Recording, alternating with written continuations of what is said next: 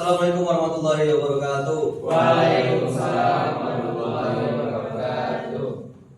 Sebelum kita mulai pembelajaran kita, lebih baik kita berdoa. Jangan dibaca betul Al-Fatihah itu kayak kemarin. Baca dari singkat. Al-Fatihah liwalidina lisatina walimwalidina syafiqina liman ahad wa sallallahu liman awsana bidu wa walil muslimin wal muslimat wal mu'minin wal mu'minat salaya minhum wal amwat wa khususun ila muslimul kitab Safinatun Najah Syaikhul Ibnu Sumair Wilayatul Sayyidina Muhammadin sallallahu alaihi wasallam sirul Fatihah.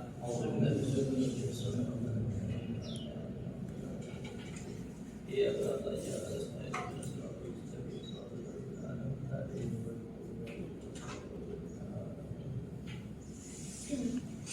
nah, jadi hari ini materi kita pembatal wudu dalam Islam. Mata kuliah fikih ibadah. Karena sebenarnya mata kuliah kita bahasa Arab, maka kitab yang saya kasih kemarin, ada saya kirim ke grup, itu full bahasa Arab. Tidak ada bahasa Indonesia ya kan? Nah, kalian terjemahkan sendiri itu belajar. Jadi hari ini kita pakai kitab fikih ibadah, Toharoh, bahasanya Toharoh. Kemarin itu bahasa Arab sudah kalian baca. Berapa total batal wudu? Tiga. Berapa? Empat. Yang betul empat. Tidak baca dia. Ayo lanjut. Batal wudu ya. Jadi bahas itu batal wudu. Lanjut. Slide dulu ya Pak. Main HP dia. Apa itu wudu? Nih. Secara bahasa, jadi wudu itu berarti kebersihan dan keindahan. Itu wudu. Wudu ini salah satu syarat wajib dalam sholat. Tidak sah sholat orang kalau tidak berwudu. Tidak bisa, tidak sah ya. Tapi wudu itu secara bahasa ternyata kebersihan dan keindahan. Ya. Secara istilah menggunakan air suci untuk membasuh anggota tubuh tertentu dengan tata cara tertentu sebagai syarat sah ibadah terutama sholat.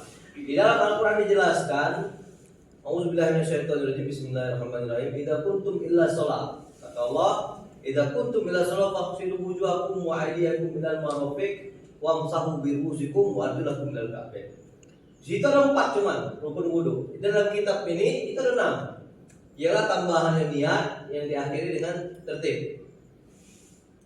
Itu wudu. Udah memang dari ta'abbudi dari Allah. Namun kalau kalimat ta'abbudi itu dari Allah dan sudah didebatkan lagi. Kenapa dibasuh muka, kenapa dibasuh tangan? Secara tasawuf itu memang ada pembahasan. Kenapa muka, kenapa tangan ada. Tapi kita fokusnya ke pembatal wudu. Ada itu. Kenapa muka, kenapa tangan itu dibahas.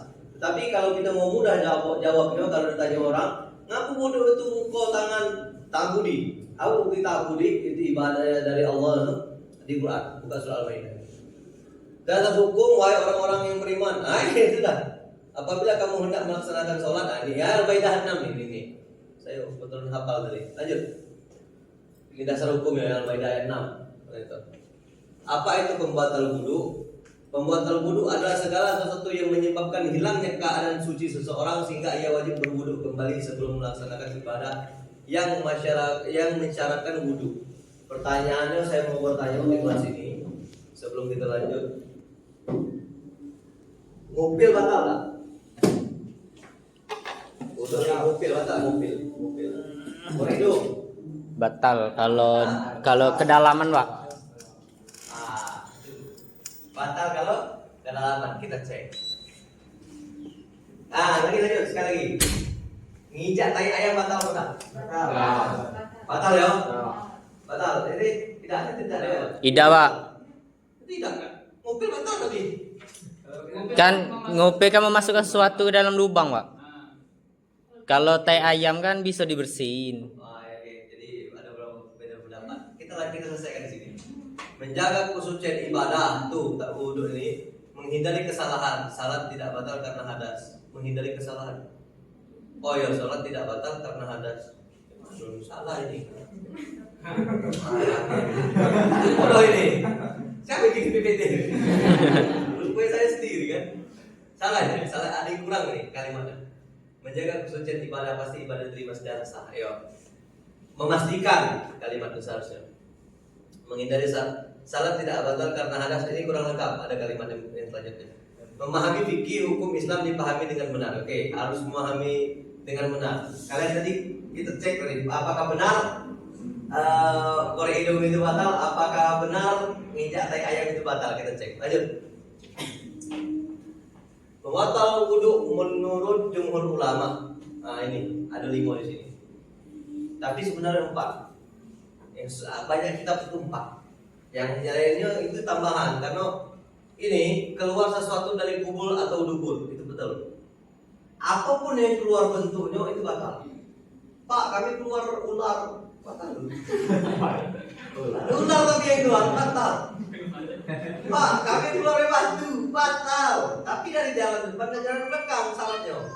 Apapun yang keluar dari jalan belakang dan jalan depan, maka dia batal. Keluar pasir, Pak, batal. Apalagi kencing, kotoran dan segala macam pasti batal. Pokoknya kalau keluar dari jalan depan belakang itu batal. Selesai ya? Yang kedua, hilang akal atau kesadaran. Ini gabung tidur ini seharusnya di sini. Tapi ini dipisah karena jumhur ulama mengatakan pela. Kita ambil. Kalau saya satukan itu. Hilang akal atau kesadaran. Contoh itu dijelaskan gila, pingsan, mabuk atau pengaruh obat. Jadi pokoknya hilang akal. Surupan hilang akal itu. Masa orang jadi harimau kan aneh lah. Hilang akal itu. Maka kalau ada orang kesurupan, batal wudhu ya. Iya, maksudnya orang kesurupan itu tidak ada. Wah, jadi yang orang kesurupan tipu ngamuk itu cuma udah ada yang cebol aja pada gue. Orang kesurupan rata-rata pingsan dulu dia. Boleh kalian buktikan? Orang kesurupan pasti tidak sadar. Baru dia kesurupan. Karena harus hilang sadar dulu dia. Yang bisa langsung pakai ini yang bocil kecil di sosmed itu lah cuma bisa berubah tuh. Emang aneh udah itu kan. Nah maka dia tuh bohongan. Soalnya pas dikasih duit langsung sadar deh kan. Ada tuh di tes awal taruh tentara. Langsung yakin ya 500.000. Kurang ajar ya bang. Pak, kalau hipnotis juga termasuk hilang. Hipnotis juga, maka dia tidur. Sadar kan? Hipnotis pokoknya pengaruh yang membuat hilang akal dia, terkejut, pingsan, hilang akal, itu batal wudhu ya. Tidur nyenyak ini sebenarnya hilang akal. Tapi ada pengecualian di sini dan nanti itu dibahas. Tidur yang kayak mana yang batal itu? Nanti slide selanjutnya mungkin. Lanjut biar cepat waktu. Bersentuhan lawan jenis non mahram. Contoh saya pegang Subhan itu laki-laki. Lawan jenis. Kalau saya sentuh, mohon maaf, ini kamera udah apa? Saya sentuh kayak gini, betul tak? Tidak, karena terhalang maka itu tidak batal. Tapi yang batal itu boleh ketemu kok? Boleh. Bahkan dalam fikih dijelaskan lagi, kuku, rambut, gigi itu tidak batal. Tapi yang jadi pikiran siapa yang kuku orang kena boleh? Ya kan? Siapa? Rambut mungkin ada suami istri itu mungkin udah ke masjid, istri apa suaminya tadi, nah ke masjid kan, nampak istri ini habis mandi, pegang rambutnya sekali mungkin baru dia ke masjid, itu tidak batal. Rambut tidak batal, tapi tidak mungkin pula habis mandi dia ke masjid kan. Dan sedikit kan, suami istri gitu ya.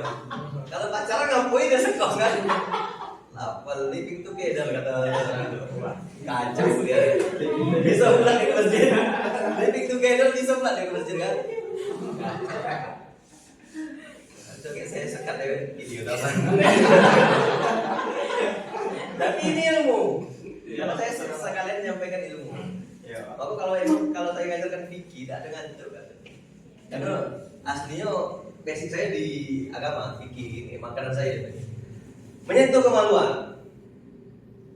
Jadi ada ibu bertanya waktu itu kan, Ustaz katanya. Nah ibu bertanya, Ustaz, anak saya laki-laki kata dia. Kalau megang anak dia tidak batal kan? Tidak batal. Aku itu dia kencing, lagi susah. Mak pegang gimana? Pegang di rumah ya. Batal tak Ustaz kata ibu. Dan saya bilang, Bu, pegang punya dia batal, apalagi punya orang kata. Punya anak itu batal, apalagi punya bapak ya. Batal itu. Kita mandi ibu, bukan wudhu lagi itu. Ya. Ada lagi bertanya, Ustaz, kalau punya hewan ngapain apa kalau kucing Ustaz? Ibu ngapain? Tadi urusan kan? Tapi itulah fikih. Jadi pertanyaan itu selalu muncul.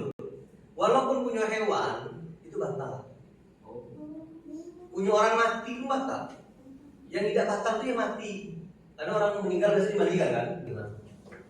Ya, maka saya sampaikan tadi. Lalu sama baik gitu. Apa lebihnya emang Kalau nahan kentut tuh Pak? lagi apa? Bagus banget. Misalnya di sholat nih. Lagi sholat makruh. Tapi kalau dia rakaat pertama harus batalkan. Misalnya rakaat Oh, udah habis tahan ada apa? Udah misalnya udah tahiyat akhir nih, nahan kentut ada apa? Oke. Karena kalau dia batalkan, ngulang lagi, jamaah dia hilang. Sholat jamaahnya sayang. Tapi sholat di masjid kan? Jadinya makruh gimana Pak? Makruh itu kalau dia tetap makruh sebenarnya, cuman kalau udah di akhir sayang batalkannya. Apalagi itu sholat jamaah. Iya kan, sholat jamaah lah jalan, mumpung lagi jamaah nih. Rokat terakhir kan itu tinggalkan sayang. Yang dibatalkan, yang bagus dibatalkan menurut Buya Yahya itu kalau rokat pertama batalkan. Rokat masih tengah. Kalau misalnya sholat kan Pak, terus tiba-tiba keluar mani itu Wah itu. itu lagi bayi lagi ya. Itu masuk akal. Jauh. Itu mana kejadian itu? Itu yang Ya.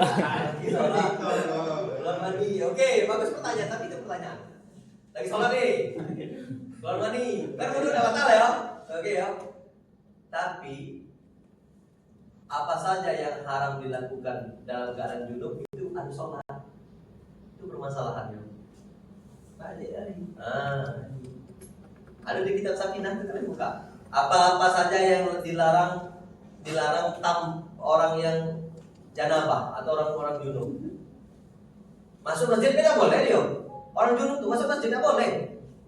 Iya kan? Junub nih masuk masjid tidak boleh. Oke lah sholat di rumah. Aduh. Baca Quran tidak boleh. Ini baca Al-Fatihah kayak masalahnya dong. Iya kan? Jadi sholat itu batal kalau tidak mau. Mau tidak mau megang nyentuh Quran. Maka saya bilang yang kenapa ada ilaman nih itu bingung juga. Mungkin kayak mana ya? Ada tahu juga saya kenapa disebut di situ. Ya. Pokoknya lagi sholat mani keluar ya mani itu cuma tidak tidak najis. Jadi disimpul itu. Mungkin disimpulkannya seperti itu mungkin tapi tetap batal seharusnya. Karena saya bilang tadi ular pun keluar batu pun keluar itu batal sudah. Yang intinya jangan lupa jangan belakang. bedanya mani dengan mazi itu. Ada tiga, ada mani, mazi, wadi. Wadi itu kalau kecapean. Mazi itu kalau kalian mikir yang jorok. Itu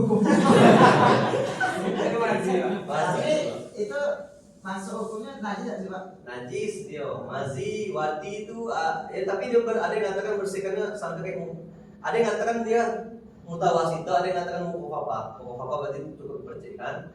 Mutawasito harus dibasuh tumpah. Mazi itu keluar. Kalian berpikir itu. Ada sebabnya Pak. Ada sebabnya. Tak mungkin keluar dewek. Kalau keluar dewek wadi. Lagi capean tuh ada kayak keluar dikit itu wadi. Kalau mazi itu mikir yang aneh-aneh, betul lah itu. Kita keluar ya. Itulah hebat dan itu otak itu bisa itulah. Bahaya. Itu ini yang saya sampaikan itu bagi laki-laki dan perempuan. Tak laki-laki perempuan juga mikir yang aneh-aneh. Maksud kalau cowok nampak otot-otot buka baju, cewek nafsu juga sebenarnya. Di psikologi dibahas itu. Ternyata perempuan ada juga yang nafsu, ada juga yang jijik. Ada yang jijik dia. Karena dia suka boncet kadang-kadang. Boncet banyak duit, Pak. Boncet banyak duit. Ada yang seperti itu, ya. Tapi tetap itu nafsu. Perempuan pun ternyata di dalam psikologi dia melihat aurat laki-laki itu tetap nafsu. Iya, tetap nafsu dia. Makanya kadang dia kok tengok kalian, tengoklah komen-komen IG itu. Lagi pemain bola di buka dia pada Ronaldo itu ada cewek komen. Aduh, Pak. Apa roti bu, apa roti apa? Roti sobek. Roti sobek. Iya, berarti nafsu itu. Hati-hati kalian. Itu juga bisa menimbulkan mazi tadi. Nah, Pak, kalau ke hewan Pak, Hah? Wah. Itu kan jualan dari lantai 6. Oh, Saya ini Pak, orangnya sholat Pak, tapi dia tuh matikan ya itu dia. Ah.